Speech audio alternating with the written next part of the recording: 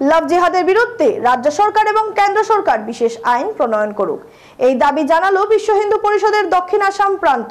বিশেষ করে কাছাড় জেলায় নাবালিকা কিশোরীদের ফুসলিয়ে বহির্বরাকে পাচার করছে ভিন্নধর্মী যুবকেরা। গত 1.5 মাসে কাছাড় জেলায় আশ্চর্যজনকভাবে এই হার অত্যন্ত বৃদ্ধি পেয়েছে। গত 1.5 মাসে জোর জবরদস্তি করে প্রেম ধর্ষণের ঘটনা প্রায় 60টারও অধিক ঘটনা ঘটেছে কাছাড় জেলায়।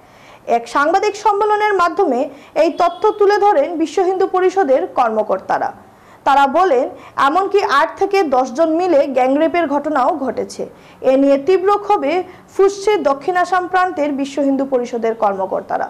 এদিনের সাংবাদিক সম্মেলনে বিশ্ব হিন্দু পরিষদের কাছাড় জেলার প্রান্তীয় বিভাগ সম্পাদক মিঠুন নাথ, দক্ষিণ পূর্ব প্রান্ত সভাপতি শান্তনু নায়ক, সংঘ মন্ত্রী দিলীপ দেব উপস্থিত ছিলেন।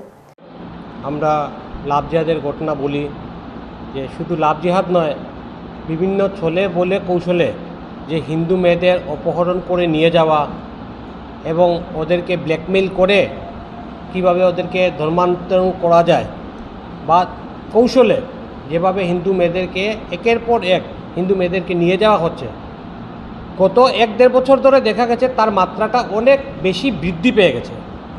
এবং যদি আমরা গত 1-1.5 থেকে 2 মাসের ভেতরে যদি শুধু সরকারি অবস্থায়, শুধু সরকারি খাতাতে যদি আমরা যদি কেসের হিসাবে আমরা যদি যাই, তাহলে আমরা দেখব যে কমসে কম 8 থেকে 10টা কেস এরকমভাবে সরকারিভাবে রেজিস্টার্ড হয়েছে।